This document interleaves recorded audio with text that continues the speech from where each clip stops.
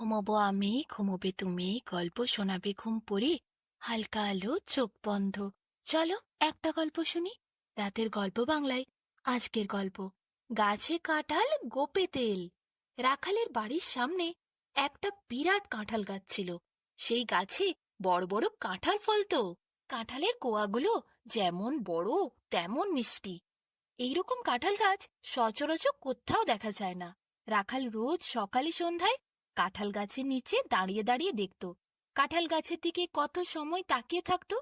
গাছের কাঁঠাল নিয়ে তার খুব গর্ব ছিল। অনেক সময় সে গাছের কাঁঠালগুলো গুনতো। কোন কাঁঠালটা পাকছে, কোন কাঁঠালটা কাঁচা আছে, সব দেখত। একদিন বিকেল বেলা রাখাল গাছের দিকে তাকিয়ে দেখল একটা কাঁঠাল পেকেছে। রাখালের চেহারাটা দিব্যি গোলকাল, খুব সুন্দর তার গঠন। রাখালের বাবা মা অনেক দিন আগে মারা গেছে। তার নিজের বলতে এক বুড়ি পিসি আছে, সে তার বাড়িতেই থাকত। রাখালের গাছে কাঁঠাল ফলেছে দেখে রাখাল আনন্দে লাফাতে লাফাতে পিসিকে এসে বলল, পিসি গো পিসি, গাছে কাঁঠাল পেকেছে। কাল সকালবেলা গাছ থেকে কাঁঠাল পেড়ে মুড়ি দিয়ে মজা করে খাবো। বুড়ি পিসি তখন মুচকি হেসে বলল, তোর যা গোঁফ, কাঁঠালের আঠা গোঁফে লেগে গেলেই তো মুশকিল। পিসির কথা শুনে রাখাল বলল, সে ভাবনা তোমায় ভাবতে হবে না পিসি, আজ বিকেল বেলায় গোঁফে সর্ষের তেল মেখে নেব আমি। যেমন কথা তেমন কাজ। বিকেল বেলা বারান্দায় বসে এক বাটি সর্ষের তেল নিয়ে গোঁফেতে ভালো করে তেল মাখতে শুরু করলো রাখাল। রাখালের পাশের বাড়িতে সিধু বলে একটা লোক থাকতো।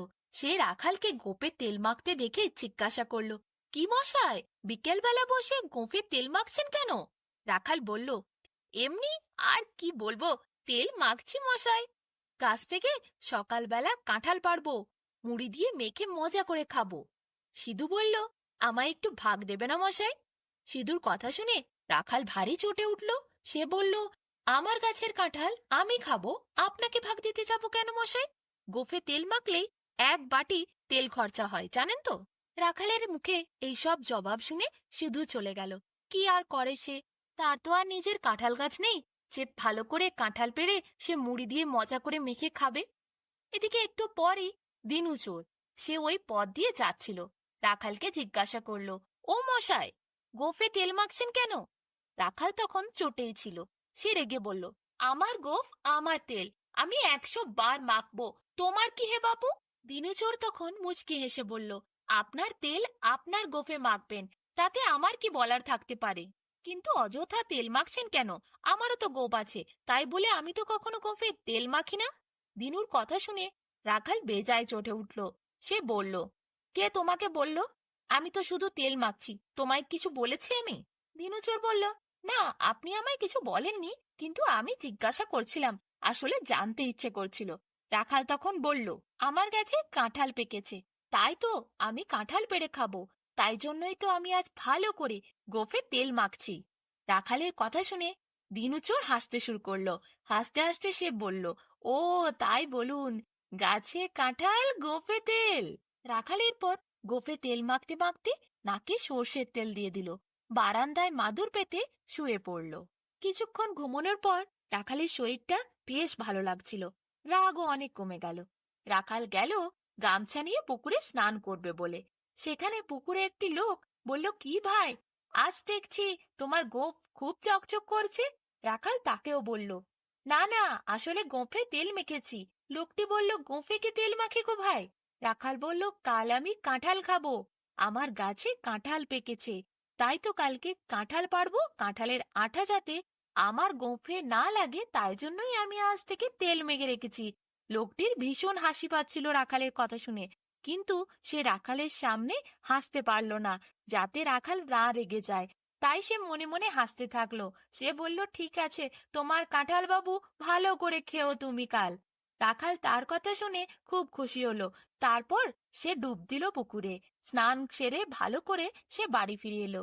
সন্ধ্যাবেলা রাখাল বেশ কিছু ভালো ভালো খাবার কিনে নিয়ে এলো। পিসিকে বলল যে, পিসি, আজ রাতে ভালো করে রান্না করবে।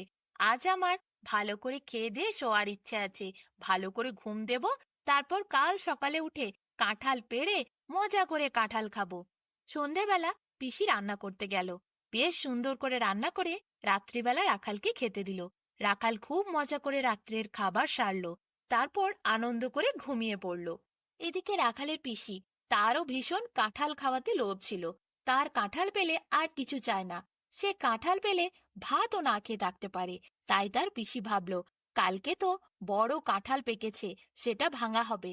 আজ রাত্রিবেলা আর কিছু খাবার খেয়ে পেট ভরাবো না, বরং আজ রাত্রে না খেয়ে থাকি, তাহলে কালকে বেশি করে কাঁঠাল খেতে পারবো। এই ভেবে রাখালে পিসি 2-3 গ্লাস জল খেয়ে নিল, তারপর শুতে চলে গেল।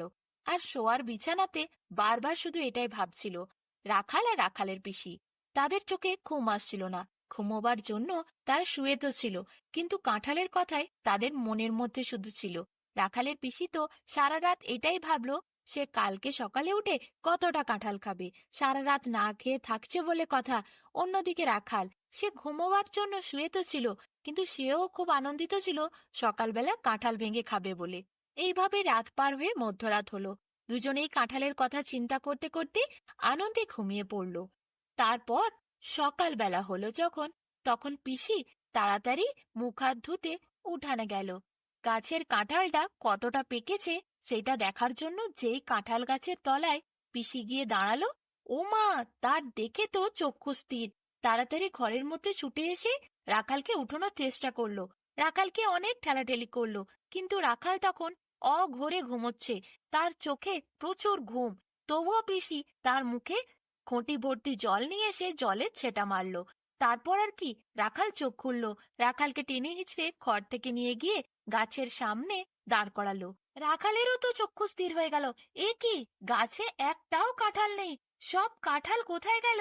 রাখাল তখন হাউমাউ করে কাঁদতে থাকলো, পিসি গো পিসি, গাছের কাঁঠাল নেই, আমার গোফে তেল মাখাই সার হলো। পিসিও তখন মাথায় হাত দিয়ে বসে পড়েছে। সারা রাত সেও তো না খেয়েছিল, তারও তো পেটে কত খিদে ছিল, তবু কাঁঠাল খাওয়ার লোভে সে সারা রাত না খেয়েছিল। এরপর আর কি, রাখাল আর রাখালের পিসি দুজনেই হাউ মাউ করে কাঁদতে শুরু করলো। কিছুক্ষণ পর রাখাল বুঝতে পারলো এই কাণ্ড কোনো চোর করেছে, নিশ্চয়ই কোনো চোর চুরি করেছে। রাখালের মাথায় তখন দিনু চোরের কথাটা এলো। সে বুঝতে পারলো দিনু কালকে পুরো ঘটনাটা শুনে গেছিল, দিনু চোরই নিশ্চয়ই চুরি করেছে। রাখাল দিনুর কথা ভেবে আরো জোরে জোরে কান্না করতে শুরু করলো। তখন পাশের বাড়ির লোকটা সিধু বলে যে ছিল, সে একটা পাকা বেল এনে রাখালকে দিয়ে বলল, গোফে যখন এত কষ্ট করে তেল দিয়ে রেখেছো ভাই, আমার গাছের এই পাকা বেলটা খেয়ে নাও।